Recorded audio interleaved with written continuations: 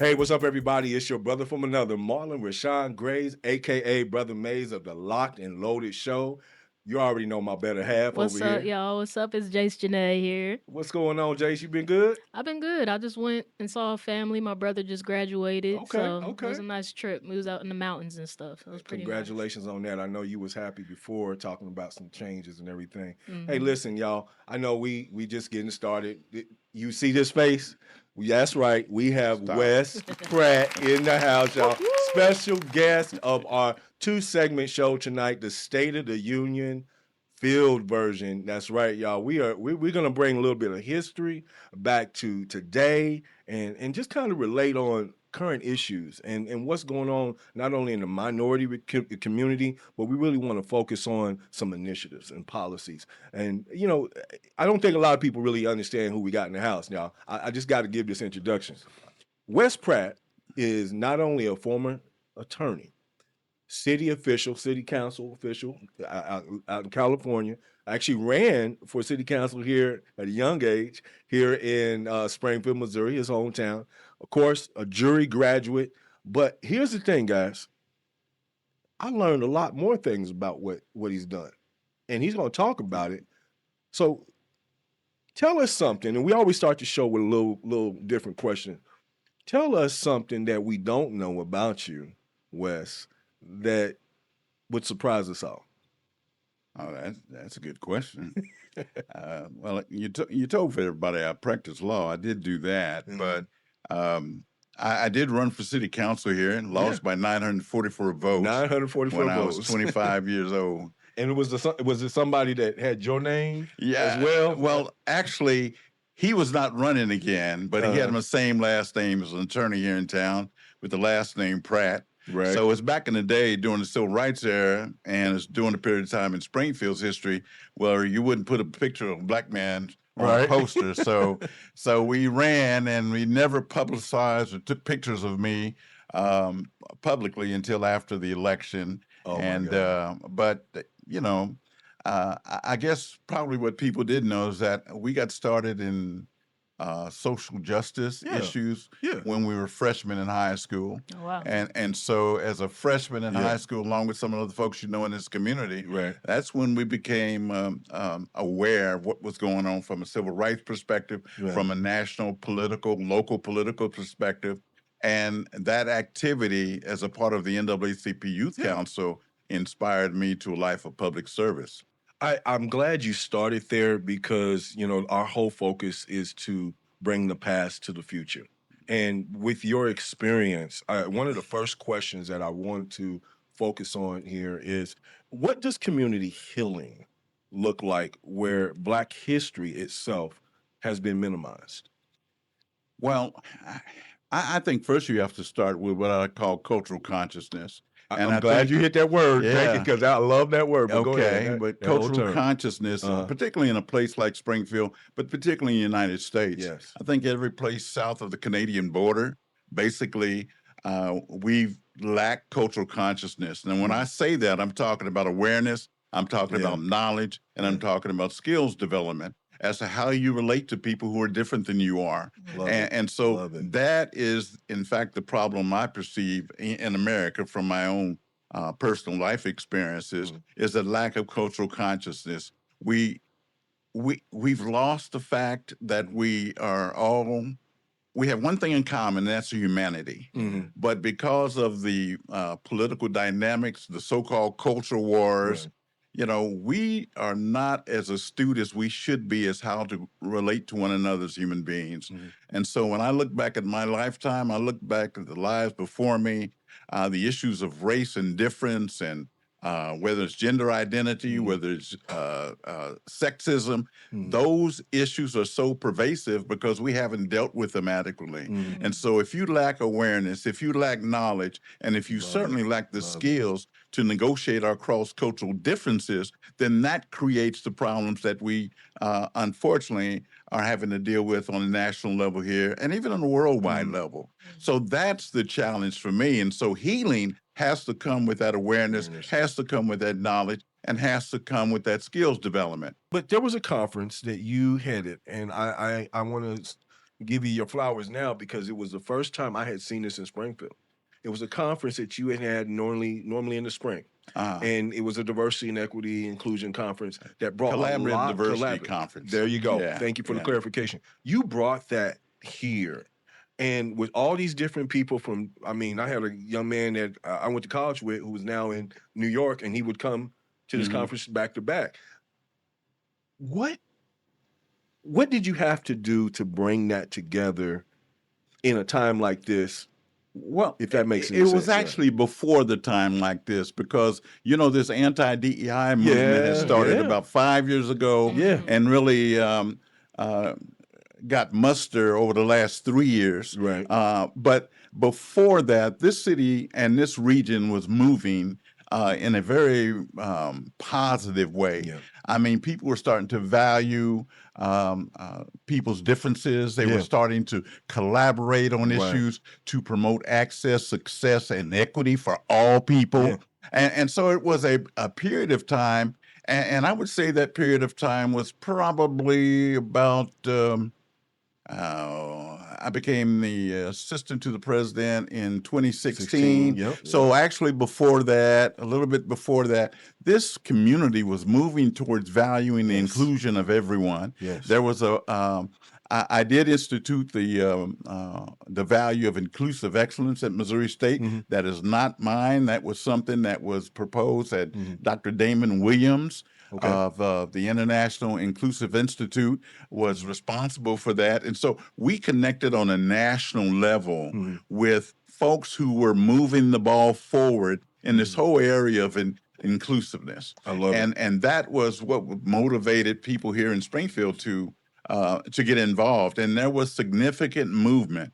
You know, and it's only during when this anti-DEI movement, it just happened to coincide with the time I retired from Missouri State, that, you know, not only our higher education, local education or public education, business, corporate sector, everybody just sort of started moonwalking and wouldn't speak truth to power and set the record straight about what we talked about, what we meant when we talked about diversity. Diversity is not a bad word. It is not a quota. It is not, you know, it is not ideology. It might be a methodology because what we're trying to do is talk about the individual and group social differences that you bring to making a profit, that you bring to public education, that you bring to higher education, that you bring to public health. The individual and group social differences, where in that definition is race, or gender, or sexual identification. Right. It's the individual and group social differences. Why? Because we're all human beings. Right. But going forward, how do we avoid repeating these mistakes? Well, I think, first of all, you have to acknowledge that there were mistakes, that there were warts. You know, hey, all of us, you know, have made mistakes. Bad things have happened in our lives. We made poor judgment. Things have happened. First, you have to acknowledge it. Then you have to reconcile with it. And then you got to ensure that you work to do better. And I talk about you got to step up, you got to stand up, you got to speak up, and you got to stay up. And therein lies the challenge, not only in Springfield, Greene County, Missouri, but also in this nation, because people are not willing to step up, stand up, speak up, and stay up, because sometimes they may have a vested interest in maintaining the status quo. But for young people, you can't quit. You know, unfortunately, poor people, people of color have the poorest voting record. People died. People sacrificed. When I was a young man, I remember when Cheney and Schwerin and them were murdered, you know, in Grenada, Mississippi. I remember that. I remember when James Meredith, you know, was beaten down when they was walking to integrate the school. I remember Little Rock 9. I remember all of those situations, but they didn't quit. Hey, guys, listen, we're going to take a break right there. We're going to pivot a little bit. This is the State of the Union, the field version. And, of course, we have our special guest, Wes Pratt, is in the house. And, of course, we're going to come back after this break with the Lock and Loaded Show.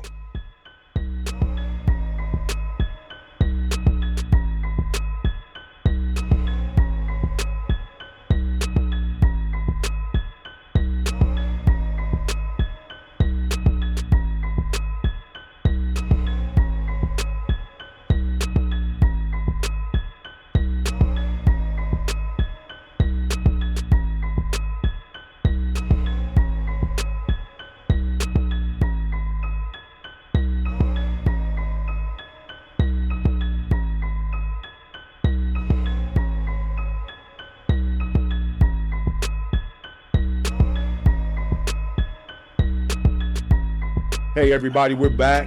This is the State of the Union. First segment, I should say. The field version, obviously, with our special guest, Wes Pratt is in the house. He's already got it hot up in here, as we say, talking about really where we were at some point in time in history to where we are going forward, but talking about what's most important and the integration of where not just as minorities, but as people, the cultural conscience that he uses, that term, I love it. Where are we in the thought process? And I want to come back to this just a little bit because you have been very uh loud spoken on several things over the years, especially since your retirement. And I love the fact that you're still involved. No, people said, did he stop working? No, he didn't stop working. He just took a little rest, and he's doing a little couple things those differently. Yeah. But here's a question that I wanted to throw your way, because it was asked of me. What systemic barriers exist in education, housing, and economics that we have control of? I think basically, number one, the policies. You look at the governmental policies, or you look at the governmental practices, programs, and right now, many of those that may benefit underrepresented, underserved, and under-resourced populations or constituencies are under attack.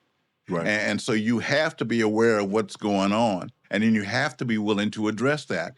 You have to be willing to hold your public officials accountable. And it. whether they're appointed, whether they're elected, or whether they're anointed, they need to be held accountable to ensure that all of our citizens and residents benefit from what's going on from a public policy perspective. And I think, unfortunately, that's labor intensive, but it also means sometimes you have to challenge it. And some of them may look like us. Some of them may look like us, who are not doing what they should be doing when it comes to ensuring that all citizens and residents are treated fairly, equitably, and have access. I talk all the time about, it's about access, success, and engagement. I want to pivot real quick and put a pin right there. We recently had a lot of changes here in Springfield, especially at Central. I coached football at Central last 3 years, and we're in the process of rebuilding the program as we speak. But on the administrative side, we saw 5 years of an African American male, first African American principal at Central High School for 5 years. Not to say Mr. Brown didn't do a good job. I think he did a steady job and very commending job. But recently, in the last week, we have a new announcement. Miss Ashley Felton, Dr. Ashley Felton, is the new principal going into the 26-27 school year. And that, to me, image-wise, and I'm just being honest, no that's doubt. a black woman. That's no doubt. A black woman. I mean, it's one thing to have, Dr. Lathan as our superintendent. But no, that's a major thing. That's amazing. That's a major thing. But when you think about it, and I walked up to her and I said to her, I said, you don't know what just happened. I don't think you really get it. Yeah. Because in Springfield, Missouri, a black woman at Central, principal, it's a long time coming. Long time ago. I want to, and I man, I wish we can go all night. Hey, but here's a question, and it just lets us know we have to bring him back. But here's a question before you go that I want to touch on, because I'm going to be asking this same question to Dr. Lyle as well in our other segment. Our show is focused around gun violence safety, obviously, and violence reduction. And with that being said, we deal with youth. We deal with young adults. We deal with community members that care about real solutions.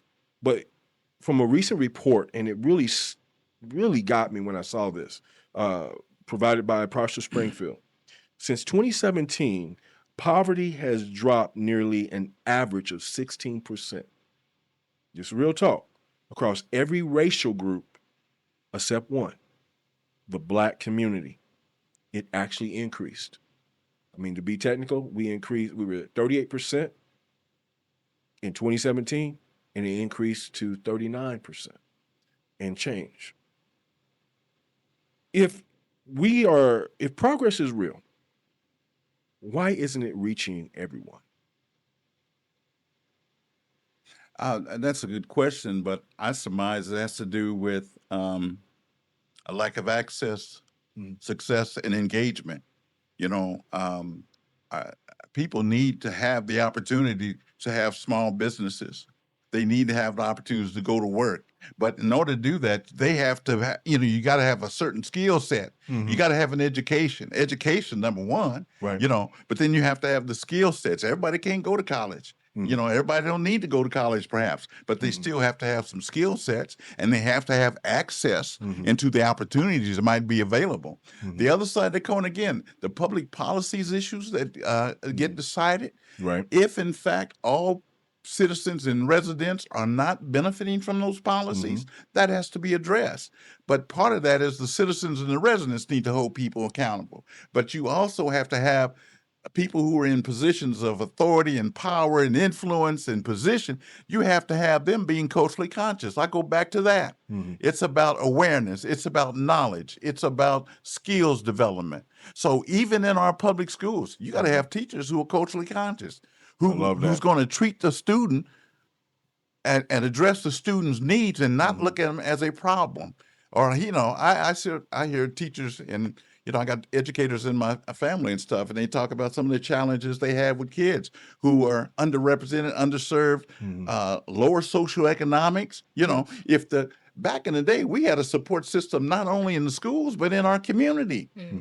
Back in the day, our community and our churches were a part of this. The effort that fortified us, that lifted us up, and that was engaged with what was going on in our community. That's a whole other subject itself, because I do feel, as a minister myself, our Black community, our Black churches, we do not come together like we used to. Because I remember the four corners, the four pillars. Oh yeah, that came together all the time, had picnics all the time. Man, I mean, it was. Squad, I grew up on Benton yeah. Avenue and Gibson Chapel and Washington Avenue. I grew up on all of them. And he had Bible school, vacation Bible school at all four churches during one summer. Exactly. But there was a connection. Exactly. Yes, we supported one another. Great. And I don't want to cast aspersions. I was raised in the church. Yeah. I'm Baptist, but I'm a spiritual person. Yeah. And I just think the role of the church, particularly during these trying times, they have to do more for their congregants. They got to do more for their congregations, particularly those young people. In some churches, young people are not even in the church. Unless you got a spiritual foundation. Life can be a challenge, but you have to have the spiritual foundation, but also the church has got to be involved in what's going on in our community. And they've got to be active, proactive. I love it. Very proactive. I love it. But that's just one man's opinion. Wes, first and foremost, thank you. Thank you for the opportunity. You have brought some light to a subject matter that obviously I'm sure we could talk on so many different levels. And I would like to invite you back. Definitely to the Lock and Loaded show. Maybe get a question from you, Miss Jayce over here. I'll come prepared with something. You come with something. Yeah, I was listening. Hey y'all, listen. This is the Lock and Loaded show. We just finished up our first segment of the State of the Union, the field version, with our special guest Wes Pratt. And again, we thank you. And of course, you definitely are welcome back to the LNL appreciate that. show. Been a pleasure. So with that being said, sir. Oh, reach across here. Thank you so much. We're going to take a break, and when we come back, we're going to have Dr. Lyle Foster in our second segment of the State of the Union, the field version, on as our guest. Talk to you in a minute.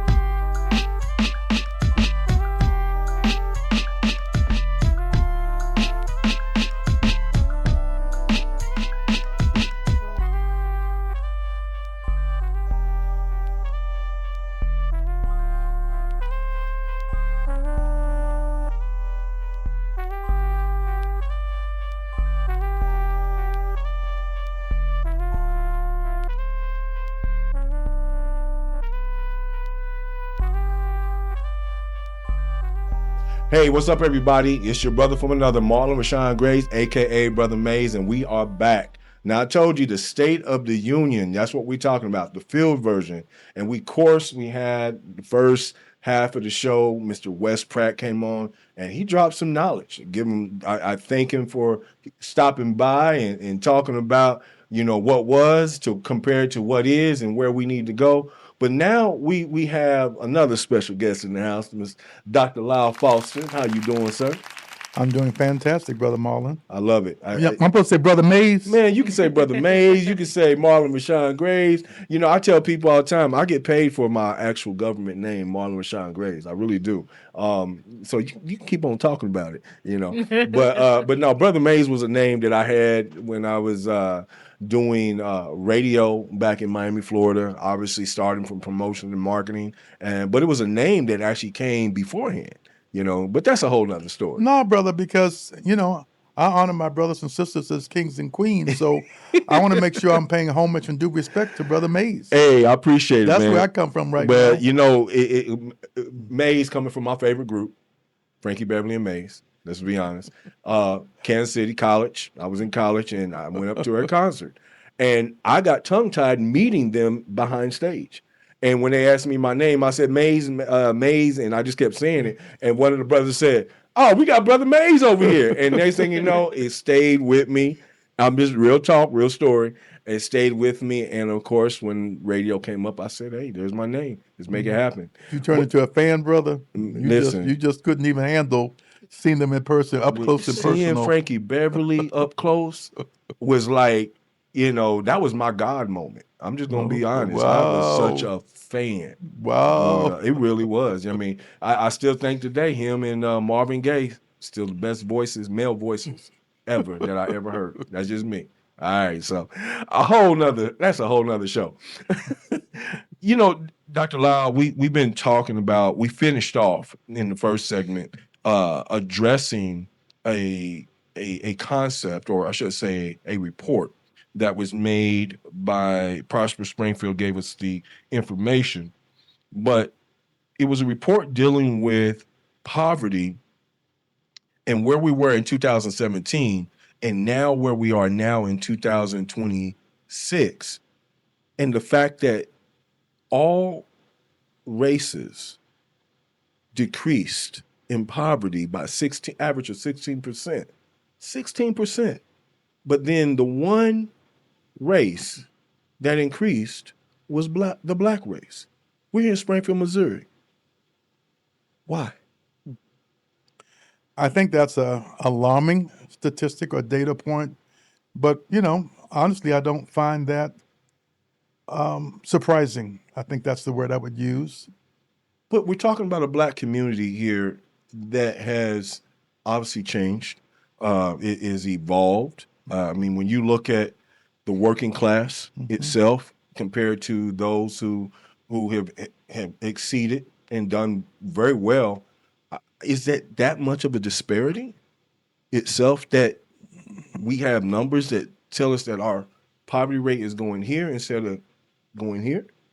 Sure, and I think we have to always, get inside the numbers to get a better understanding. I know not that long ago, one of the things that's very true in the Springfield community, a lot of African American households that are particularly in the poverty category are actually headed by single women. So that's a very important determinant factor, because when you have one income in the home and you've got, several dependents, that's going to put you, closer to that poverty threshold. Anyhow, I think the other part is that we have to look at that, I think we all agree that our dollars are just going not as far as they were going before. I think the real message behind this is that the poverty threshold is just so low because the federal government, in that definition of the federal poverty guidelines, they don't even include some of the real and actual living expenses. So it's kind of I guess I would call it a manufactured standard anyhow. But obviously, as a resident of Springfield, that's extremely concerning. But unfortunately, as I said earlier, not necessarily very surprising because of the makeup of so many of our homes. So I think part of the focus has to be is, why do we have so many single parent households within the African American community. I think some of that is a lot of historical information.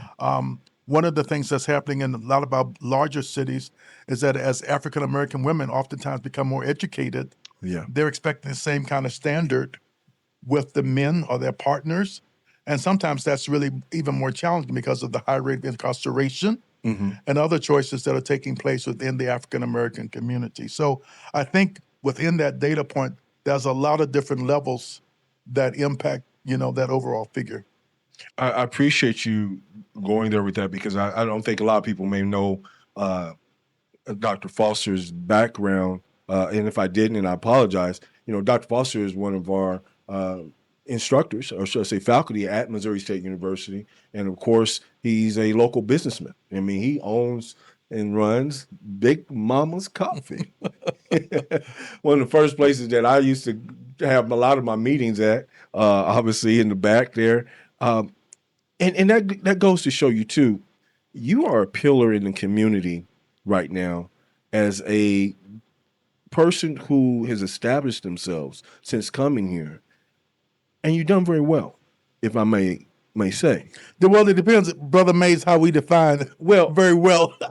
And I don't know the statistics, but here's the thing: I hear people say, well, as far as an African American in this community, Lyle Foster has done pretty good with his business. He's relevant. People of all different cultures will come to the Big Mama's Coffee. Obviously, you recently had Queen City Soul Kitchen, and obviously to see it go, I missed the cobbler. I'm just being honest. I missed a couple things. I can still make it. You can still make it for Jay. You can make that. Yeah, I miss. Yeah, that's right. Because you know the recipe. She does a great. She does a great. But these are the type of things that bring light to a community like ours. Certain places we can point to. I have to ask this question because we have seen a lot of changes, but what does Springfield struggle with to retain diverse talent? Because you've been here for quite a while, but I've seen people come here and they'll get started. 3 years later, they're gone. Well, Brother Mays, first of all, if you don't mind, there's a couple different things I'd like to speak to related to your question. Please. One, Big Mama's Coffee and Espresso Bar this month is celebrating 19 years Come on, yes. on historic That's what I'm Commercial talking Street. about. But I just want to be the first one to say, though, we could not have done that without the grace of God. But Come on number now. two, without the support of community members, as you alluded to, from all backgrounds. Yes. So, very well, I would say is kind of a in quote statement, because just to be open in this environment means you're doing something, but it doesn't mean that you're necessarily running over in from the revenue side. But I think part of that is, and honestly, I might drop a secret on y'all. I'm working on a book, and y'all better not take this name. It's called Communipreneurship. So I've Say that one more time. So this is my answer to all of You're your not gonna questions repeat tonight. it so I can do it. But go ahead. Communipreneurship. Okay. So I just decided if people can make up Communipreneurship. words like Google and TikTok and all. Well, I if can Jesse make up Jackson, if Jesse Jackson can make up them words, yeah, I make up my own words. Well, So there you go. I took the words community and entrepreneurship, and this is actually my heartbeat. Really? And I just combined a communipreneurship. So I'm working on a book telling the story of Big Mamas and the fact that Big Mamas is not necessarily in the game totally for the bottom line. We are there to be a place to anchor the community. And I'm not patting myself on the back, but 19 years later, I can say a few things. Well, you should be able to So, pat yourself on the back. There are probably 10 to 12 businesses on historic Commercial Street that actually have talked about and said to my face, they came to Commercial Street because they saw Big Mamas was still there. Wow. When the local community gave us 30 days, a bet of 30 days to be open, we defied the odds and are still here. Wow. But it's taken a lot of work, it's taken a lot of investment, and it's taken a lot of belief in what it could be. But the bigger point is, the goal was to have a place that the community to gather. Howard Schultz, that was the founder, if you will, of Starbucks. He really wanted to create what this concept is called third place, where people spend their time in three places: work, home, and then a third place. And a lot of our community, it might be the local bar, the juke joint. Right. Back in the day, it was the juke joint. Or some people it's the church. Some people it's sports. But his vision was that coffee shops could be the third place, the place that you go hang out, the place that you feel welcome, the place that people know you. You know, kind of like I never did the Friends to just make that just go on the record, but you know, whatever show it was, that everybody knows your name. That was the goal of the coffee shop, to be a place when you walk in. And one of the things I love about going to businesses, it's almost like when they know your drink. So people who go to the bar, when they walk in, you want a rum and a Coke and rum and a Coke. So we want to know that this person wants a vanilla latte. We want to know that they want a cold brew when they walk in the door, and they will say, "Hey, good morning, Joe. Right. So glad to see you." That was the goal, and I think in a lot of ways we have been able to build community. The second thing I want to say, which I think gets more specifically to your question, was a quick little story, and I hope I don't get emotional while I share please, it. come on. No, we're not going there, Brother Mays. We keeping this. I got some napkins over here. No. We're not showing the softer, gentler side. But a number of years ago, in fact, Brother Wes was involved with that, I believe. But Drury had a summer scholars program, which was amazing.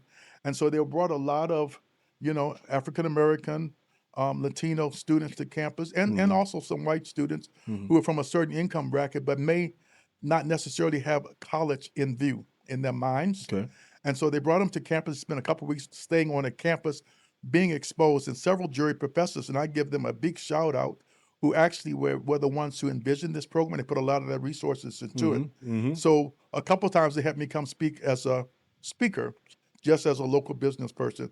Fast forward, I won't name the barbershop, but a couple of years ago when I was between barbers, because my barber decided he was going into another career. Right. So I was shopping for a new barbershop.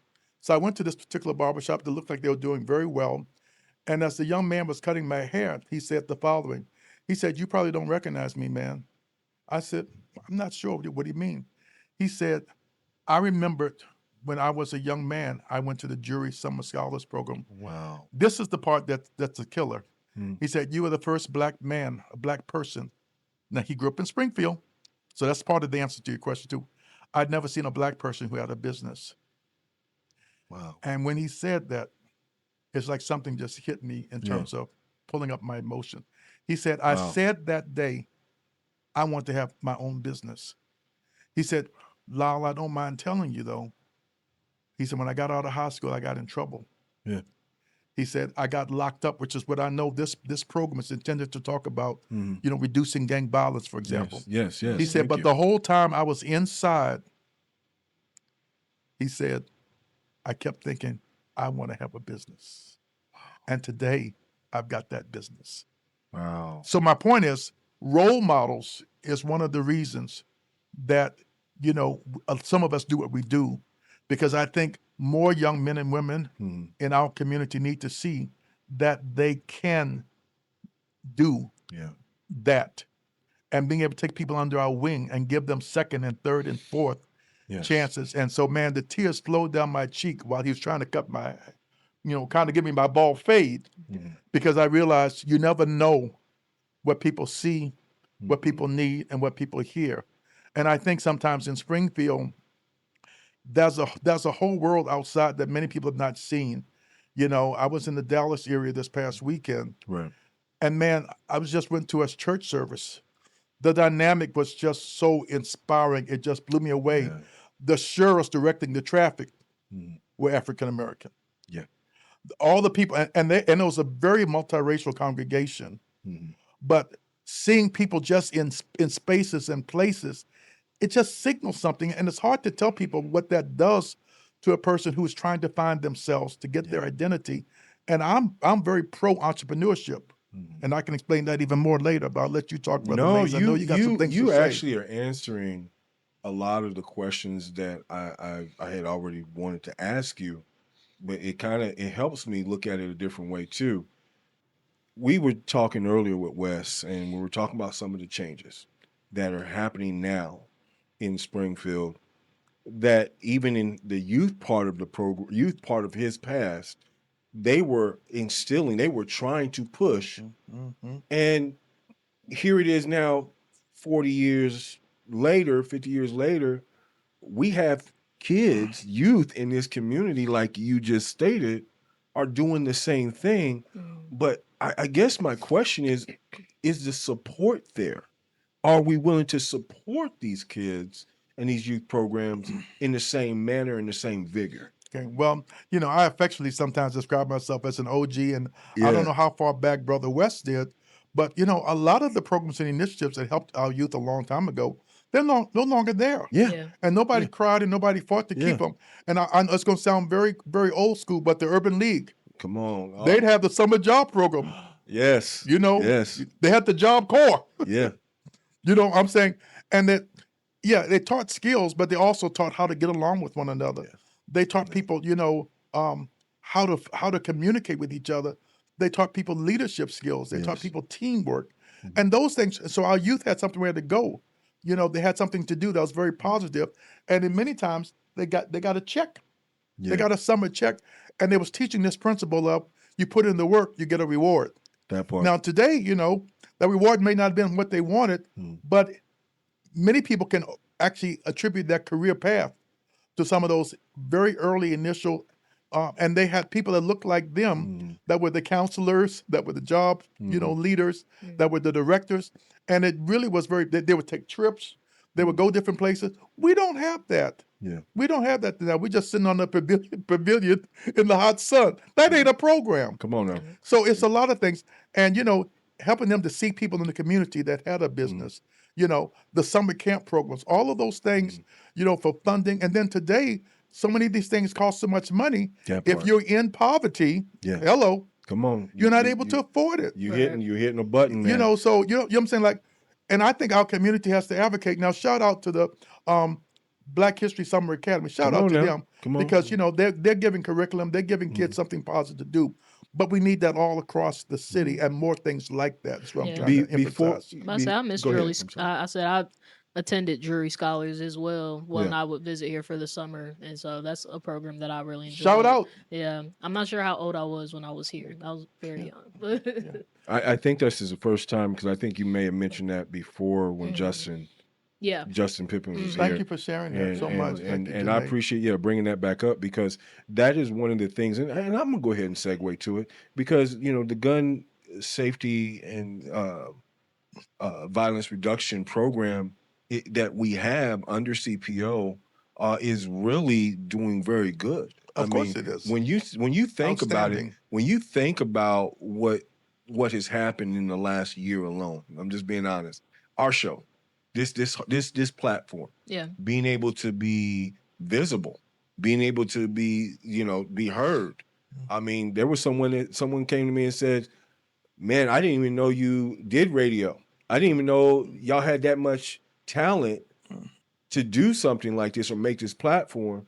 And I said, to be honest with you, it was people who said, you know what, they just need a chance. Right. They need an opportunity. And I said, and it didn't matter how old you were. I'm in my 50s, and I was asking myself this a few years ago, how am I going to get back to what I love the most? And so here it is, this platform, along with we have street outreach workers who are actually talking to youth. They're going out, and we have meetings on this at least once a month. We talk about the challenges that we go through, and that goes to say, what have you seen? And I'm doing something different here. What have you seen different since we started that makes you go, you know what? I'm there. It pushes you to want to do more. What have you seen since we started? Well, I can take that from several angles, Brother Mays. One, I've just seen the tragedy of young people losing their lives in our community. And again, I'm not going to go into names, but I remember going to my car dealer, and there was this wonderful young man that helped me. And by that I'm saying, at the time he would drive you back to your job if it goes back home, and he would just do little things around the dealership, and we got to talk to each other and get to know each other. And I heard about his girlfriend, I heard about his baby. I just thought he was just such an outstanding young man. I talked about what I did at the university and talked about his career goals, his dreams and aspirations. And so obviously, with our vehicles today, you got to go back for the oil change, you go back. So over a couple of years, I got to know him a little bit better. Right. I'm watching the evening news, and this young man was killed downtown Springfield. Yeah. And I mean, I just watched the television, and I just sat there mortified. Yeah. And unfortunately, he's not the only young person. I'm saying I'm in a completely different age cohort. The fact that I know, so it has made me feel very, I guess I would say, determined to want to make a difference, so that young people can see that their life is worth living, and that others will realize that there's value to a life. So that's one of the reasons why I am a firm proponent of this program, and I try to give opportunities. I've had it within the business environment, in terms of providing jobs, providing conversations, providing talks, providing encouragement, doing that myself, and then understanding the value of the individuals who are working as outreach workers. Love it. And understanding their stories and how they got here. We got to understand there's a person behind the gun. Come on. It's not a robot. It's not AI behind. It's a person It's a who has a person, value, who has life, and we need to understand their story to give a bigger, picture to what's going on. Yeah. I often say this to people when they ask me about the show, they ask me about the program and everything, and I say, when you think about it, there's that person who is holding the gun. Then there's the person on the opposite side who's looking at the barrel of the gun. Yeah. And then you have the people who are affected by the reaction of the gun. Think about that. Person who's shooting and the person who's getting shot, they're close to somebody. It could be family, it could be friends, it could be, how are they affected? And when you think about it, because when I hear about someone dying by a gunshot, or who is the person that was close to them? I mean, Jayce, I hate to bring this up, but you were close. Yeah. I mean, we're talking real now. You recently went through this just in the last 5 months. One of your best friends, somebody that was part of our program, Exactly. died by a decision that I still don't understand. And I'm a gun owner. I'll be honest. Yeah. But I believe I understand when I need to use it and when I don't need to use it. Could you tell me, or tell us right now, how did that not only affect you, but how do you look into what you can do better through the program? And how does that work? I mean, I know the question is kind of off, but how has that made you look at things differently? I mean, when I met Zay, it was through music. And so I feel like a big majority of my relationships with everyone out here has been through that. So since I started doing music, I kind of built an understanding of what my role really was as an engineer. Cause I'm getting emotional. I know, and I apologize. Oh no, it's fine. But this is real talk, because Oh, when yeah. we really think about the purpose of what we were intending to do, Yeah. there has to be a statement. No, for sure. Go ahead. Oh no, especially so when I first started doing music, I slowly, obviously, music's my passion, and it's something that, of course, brings a lot of people together. But the more that I started to work with a lot of younger people, because I'm 27, so a big majority of the artists that I work with locally are from the age of 17, 18, 19, 20, 21, younger than me. And so I feel like, I didn't grow up in the streets. I didn't, you know, grow up around guns or anything like that. So when it came to being able to host a space where people felt comfortable to express themselves, I felt like I was playing a pretty positive role in people's lives that I work with. Granted, most of the artists that I record, they touch on subjects of things that I don't understand. But when it came to when I moved out here and just kind of learning the dynamic, and me meeting Zay and learning about his past and what he's been through, it kind of gave me a better insight of the person behind or in front of, or someone that might end up in a situation like that. So, I mean, I after he passed, it really just kind of made me want to go harder on trying to create a space Yeah. for the youth to come and express themselves and, have that third space that they can go to. I love that. Because honestly, when I'm in the studio, I feel like a therapist. It's some artists that I will sit there talk about life and what they're going through outside of, the songs that they're making. And I've had conversations with Zay about him wanting to make more songs about what he was really going through. So it's just, he's not the first close person that I lost due to gun violence. I've lost an artist that I was very close with in Virginia before, and my friend Isaiah years before that. But um, it just kind of makes me want to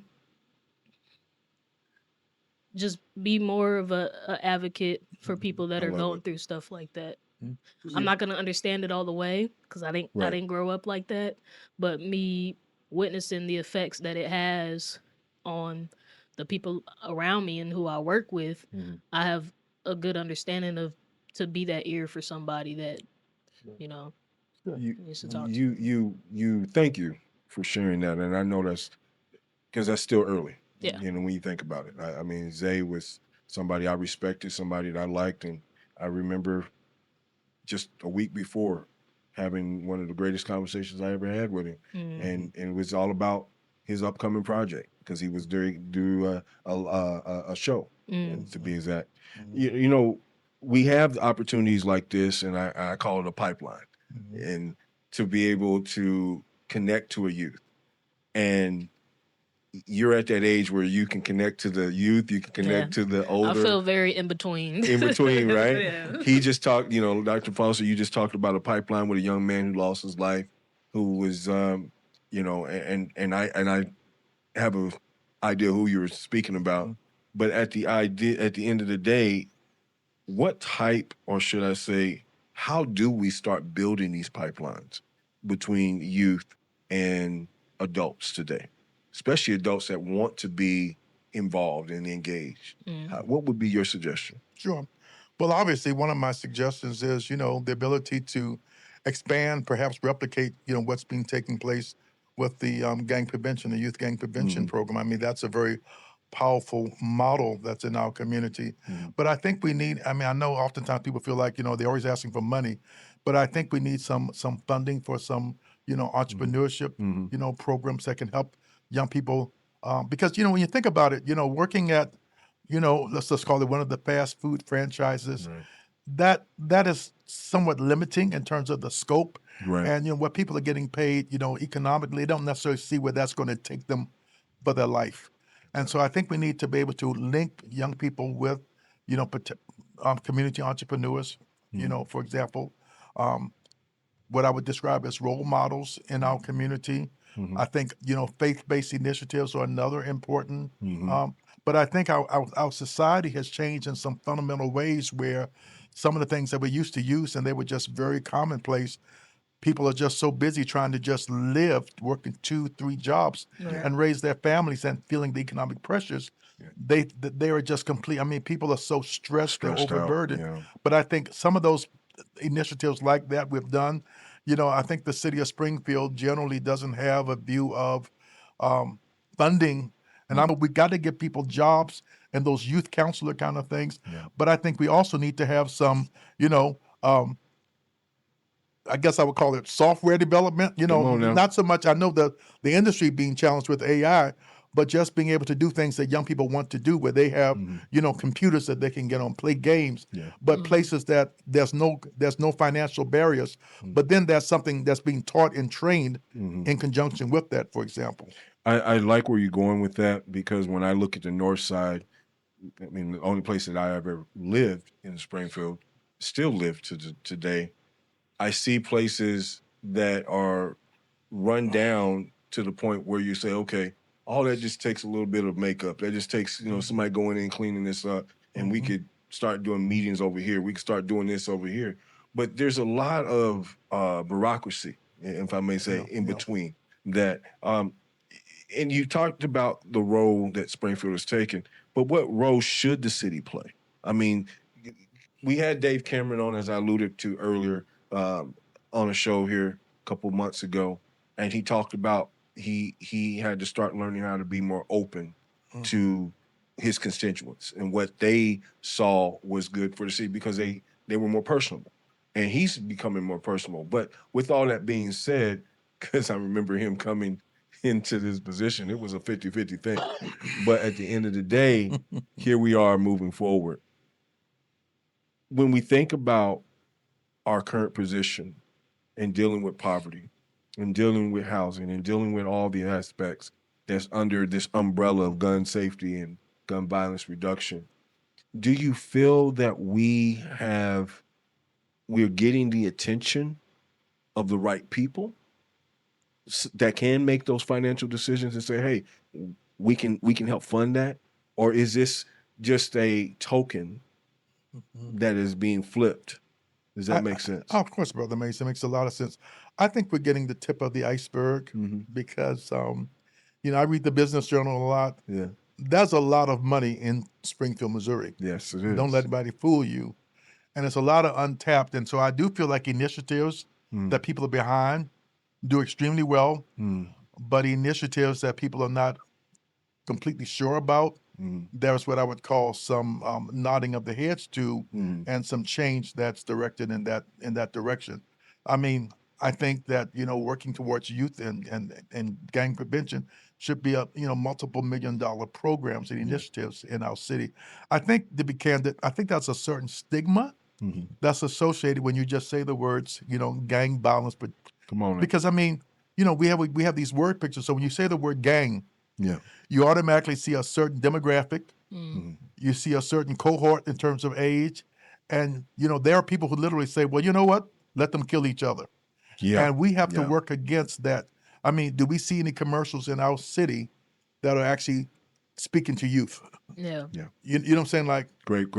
There's a lot of other commercials, but local commercials that are speaking to, what are the things, is there any advertising? Is there any media that's speaking to the youth in our city about, and God bless the public school system. They're doing what they can. Yeah. But, our response in the school system is essentially resource officers. We recently, and you had experience, Brother Mays. Come I know on, you've had a you lot of already know. experience in the school system, and that's a very challenging environment for many young people. We just talked about this change, and again, I've been in this school system off and on several years. Most of my experience comes from being in the school system in Miami, Florida, Kansas City, as well, but now we have Miss Dr. Ashley Felton. And as I told Wes, I said, I walked up to her and I told her, I said, you have no idea what this does for this community, because it changes the whole trajectory. When you start talking about women, a Black woman at the helm of the oldest school in Southwest Missouri, but then supposed to be the quote unquote Black school of Springfield, but then yet in the demographic of everything that we're talking about, it's right there in the dead center. She has an opportunity to do a lot of things. And so when we start talking about, partnerships, and that's a question I want to allude to before we end here, there's partnerships inside the Springfield Public Schools that need to be made back with the community. Because I coach football, and I hear kids talk about this all the time. We don't know who's on our side, and who's not. We don't know who's supporting us. So I think there's a big disconnect. I'm just being honest. But what partnerships, Dr. Lyle, are critical for this type of progress?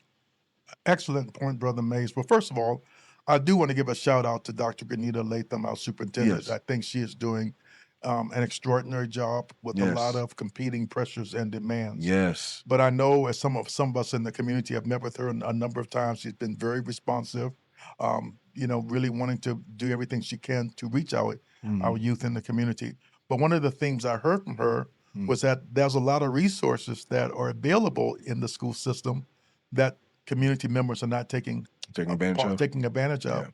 And she gave me a whole packet with a lot of the resources. And I think, I can't define it all, but I think there's some communication gap. I think there's, so when we talk about this pipeline, I think there's some kinks in the pipeline, and I think it's up to community leaders. I think we know within the African American community, oftentimes you say school district, there's a lot of triggers because many of our parents have not had a very successful time when they were in school. Right. Different time, different generation, but they still attribute the experience of their kids, of their children to what happened for them. And so I think sometimes, again, this very fast-paced lifestyle we have, people are not always realizing, and maybe some of the people themselves.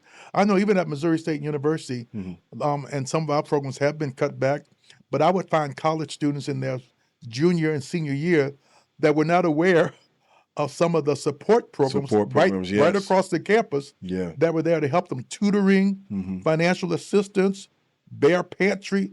And so again, I think sometimes we got to connect folks with, the resources. I know at Pipkin, I think this was through Sister Charlotte, but it may not be. But I know they had a program for a while where African American men would go sit there during the lunchtime. With the young. I benefited from that because coming back, not to cut you off, but coming back here, I was immediately pulled into mentorship, working with at Pipkin, my alma mater, and sitting down having a good hour with these young men, young boys who were just needing to see our faces. They needed to have these conversations. Yeah. And so God rest her soul, Gloria Morris. She was, before she left the school system, that's exactly what she wanted. She wanted us to be visible. And so when you talk about Charlotte Harden, you talk about these type of programs, I was a benefit of that. And matter of fact, an old show that you had interviewed me around that same time frame. At the end of the day, that is a pipeline. That is something that is continuous. And a lot of people don't understand. It just takes clicking to the application and seeing mentorship. I can come in for an hour. I can come in for a few hours just to sit at the school and be able to talk to some of these kids. Well, there's opportunities, Are we, let's see.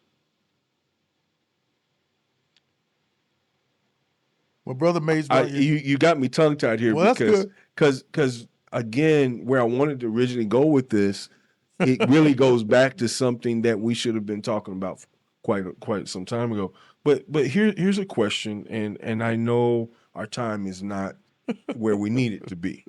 But here's a question. Because you come from this business background, you come from seeing it from several different aspects. But when we talk about what's to happen in the next 5 to 10 years, how do we attract the diversity that is needed to sustain some of these ideas and these visions?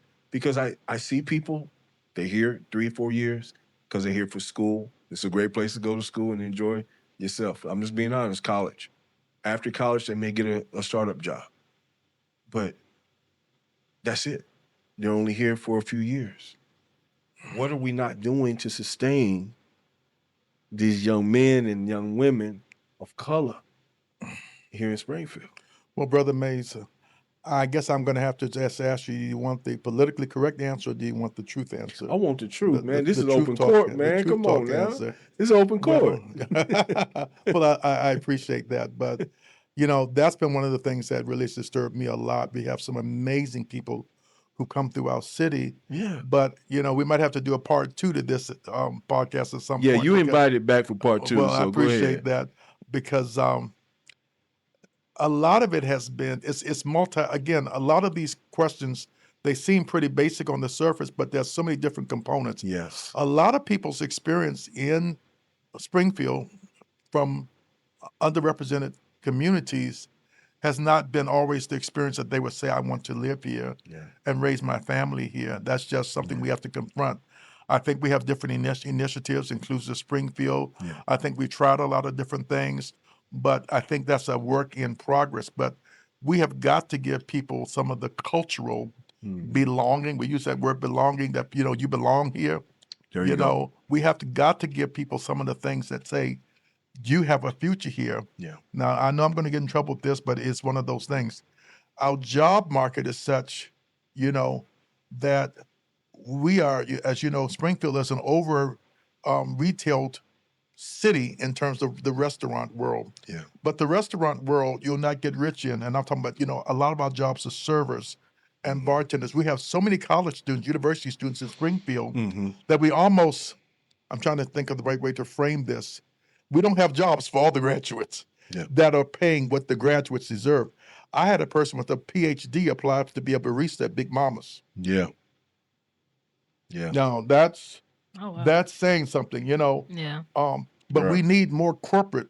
Some of the companies, you know, that are really paying that high wage, the remote jobs, we don't have here. So again, we have to have the opportunity. So I hate to say our brightest and best, because that sounds a little, you know, elitist, but I think a lot of the people that graduate, they're attracted to the Dallas market, the Chicago market, the Kansas City market, because they can't resist the numbers. And we say, well, you know, Springfield is so affordable.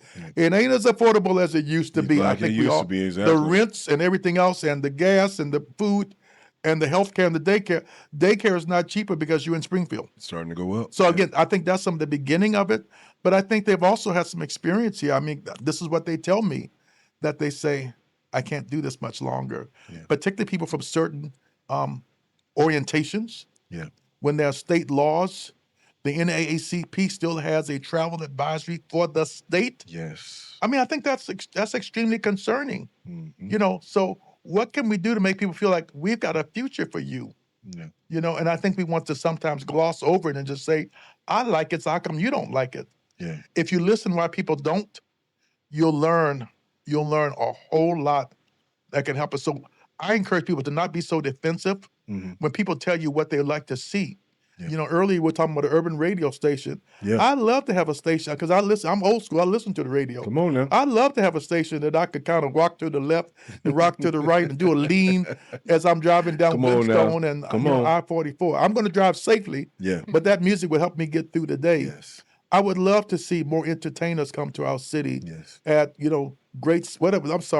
Great Southern. I guess I was thinking about when they turned it to Route 66, the stadium. I mean, all these they had the money to change the name and all these different things in the city. The names keep changing. I can't keep up with them, you know. But, you know, who comes here? You know, so many of us have to travel, like Mosaic and what they've done. That was life-giving. Yes. And some of the students from Missouri State, the talent, you know. And, of course, I think most people know when we did Color Purple, in our talkback sessions, people were saying to the cast, "Where did you all come from?" Yes, that's exactly what. Can I? Come on now. What city are you all from?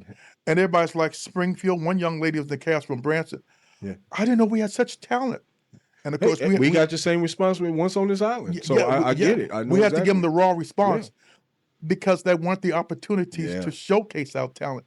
So if somebody is super talented, you know, and that's what keeps them out of trouble. I mean, this stuff is life-giving. And so they're going to go somewhere else eventually because they don't want to be the monkey. I'm trying to call it what it is, because that's what one young man told me. They want him to be a monkey. And he tried out for the lead role. They wanted him to be, and it wasn't Bubbles in the Michael movie. I saw Bubbles. And I heard Bubbles is still alive. But you know, he wasn't trying to be Bubbles. He was trying to be the lead. And we gotta take that very, very seriously. We have Missouri State students who, I mean, literally were spending so much time in just creative. They weren't getting any credit. I mean, it was literally, they did more for that than they did with doing the class. They don't get a class credit. They should have get a class credit for that. I met, and Brother Marlon, weren't you in it, the Christmas show? I was in the Christmas show. Two of the young men in the Christmas show. Okay, I'm gonna get in trouble, but no, you know, you good. Y'all can fight if they mess with me. No, you good. I'm gonna have y'all go to the streets. They told me that they were over in a certain university and dropped out of the program. But One of them is getting ready to go on the Michael. Went on the Michael tour for the Branson show. Mhm. I mean, phenomenal talent. I know exactly who you're talking about. But you see, we can't keep them because we don't have something that relates to where their gifts are. Exactly. It brought up a question, and what he's relating to is obviously, we did a Christmas show, first time. The amazing part about it was after that, like the feedback that I got was that why has this not happened before? Number one, with the talent that was done on that show. But the kickback was like this young man, he texted me and he said to me, this is my last show in Springfield for a while.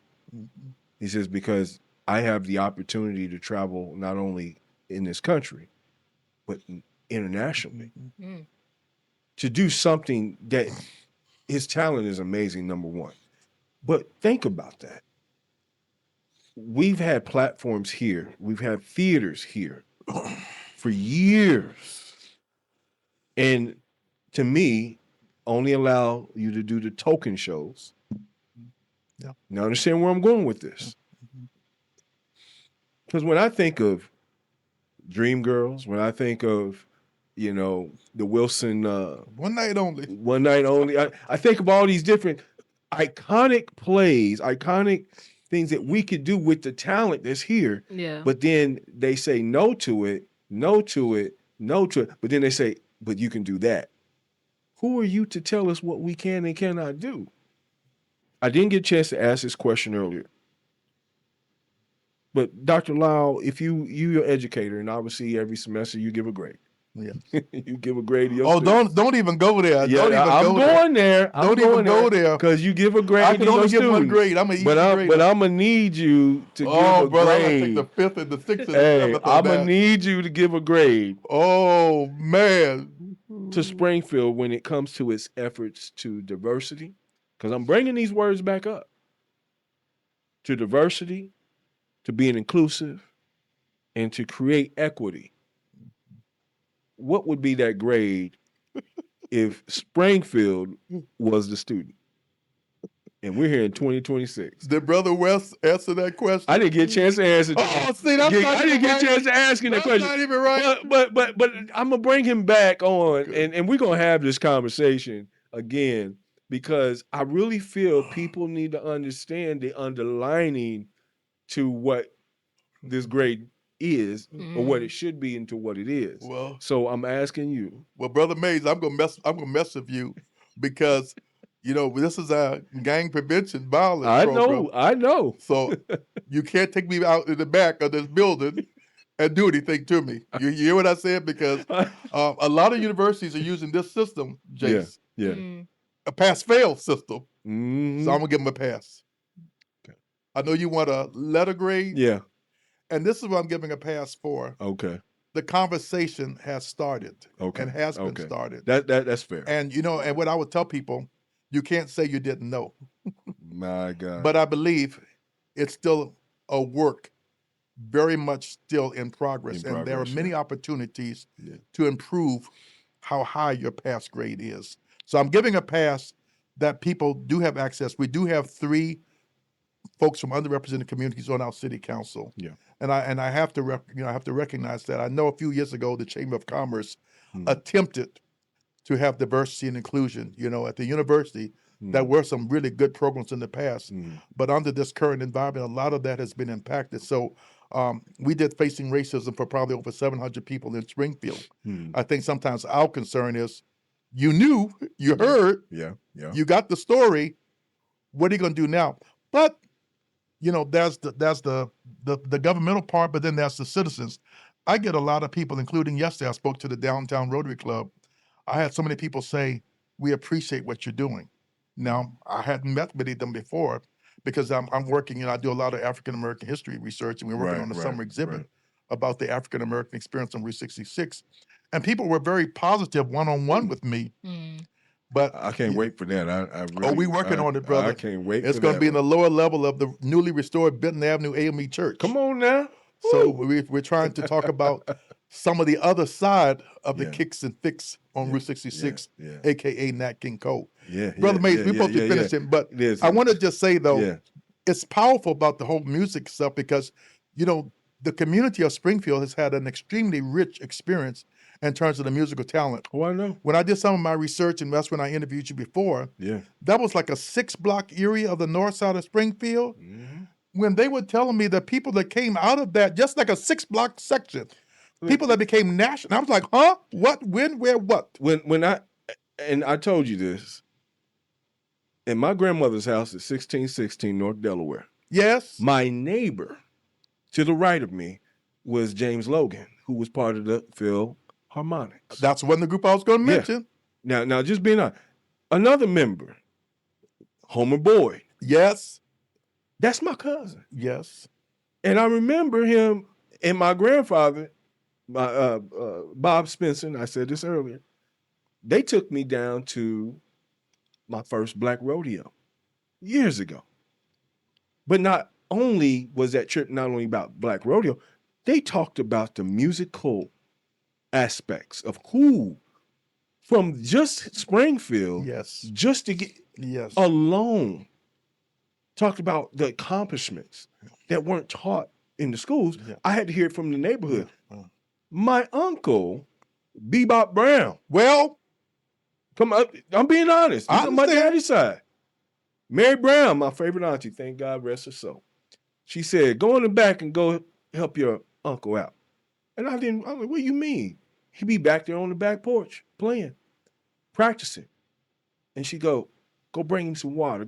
Because he was, where he couldn't play here, he was getting ready to go to Kansas City and yes. St. Louis and fill in Memphis, Tennessee. Yes. You know, Yeah. in these areas. And I'm young. I didn't know what was going on. Yeah. But as time went on, and as you were alluding to, all these people were pinnacle in our community and went on to do some great things. I mean, people talking about this is country. Hey, Philharmonics broke the record. Yes. Going to Nashville and Yes. what was that name of that theater? Because I don't even like to give it a lot of thought when I think about it. But at the end of the day, they were in that theater in Nashville, breaking records in 1948. Yes. It's phenomenal history. So I thank you for bringing that up. And at the end of the day, we'll have a whole other conversation on that too. We're gonna have to. We got to. You know, Dr. Foster, thank you for coming by the studio. The whole idea of the State of the Union was just kind of pivot and pinpoint where we are, where we've come from, I should say, where we are and what opportunities we have going forward. And I really appreciate you coming by the studio and giving us your insight. If you had one thing, we'll leave on this. If you had one thing, one message that you could give to the listening audience, what would be that message? It's going to almost sound like, you know, Brother Jesse out of Chicago, but I just really want to just let people know, despite the circumstances, yes, you can. And then I want to put the underscore, because you got to. Got it. You can do it because you got to. Don't blame anybody else. You have to do this. We've done it before, and we can do it again. Man, I love it. And Brother Mays, Brother Marlon, a.k.a. Brother Mays, I just want to give a shout out to you and Jayce. Thank you. For this podcast. I think a lot of times when people are doing things in the present, we don't always really give them the recognition and the honor that they deserve. What you're doing is valuable. What you're doing is important. And I think what you're doing is cutting edge for our town at this point. So this is part of the solution too. Hey, it's not just what we're doing on the pipeline. We receive that. You're part of the pipeline. Now, see, I could get started with another show right now. You're part of the pipeline because I know what both of you all are doing. Yeah. You got the music going, Jayce. You got speaking. I know you mentor youth. You work with youth. Yeah. You know, you are counseling youth. So all of that is part of the pipeline. And I think, again, all of you being those examples are helping to set the stage and beat the odds that are stacked against so many of our young people. Love it. You know, thank you. We so got much. to do it. Thank you for this opportunity. No, we appreciate you once again. Hey, yes, listen, y'all. Once again, you've had the opportunity. You've heard it from the best tonight. Thank you, first of all, Wes Pratt, obviously coming on in the first part of our show, Dr. Lyle Foster, and we will definitely have them back in different in a different format. But there's a lot of things we could talk about. But here's the thing, and I'll leave you guys with this: as Dr. Foster said, we have an opportunity, and we have an opportunity right now when this whole country is going backwards in a way, but you have the opportunity to keep it in its place and move back forward, going forward in a way where cultural consciousness, cultural opportunities itself, and I'll keep saying cultural, because if we do not bring back the values of what we fought hard for and what we wanted to keep, guys, at the end of the day, you are the author of this book, this life book that we are writing, and we need you. We need you in the voting booths. We need you more than ever paying attention. Your neighbor may be somebody you don't know, but get to know them. Yes. Please get to know them, because there's so much history that is about to go beyond us, and we're not getting it always in the school system. They're taking things out that we should be keeping, but they're taking it out because they know if we have the knowledge, we can do something with it. So with that being said, Jayce. Yes. Thank y'all for watching, and thank you, Mr. Lyle, Dr. Yeah. Lyle Foster, for your time. You're fine. You're fine. Hey, again, y'all, we are the Lock and Loaded Show. I am Marlon Rashawn Graves, aka Brother Mays, obviously my better half, Jayce Janae. Hey guys, as we say, peace. We out.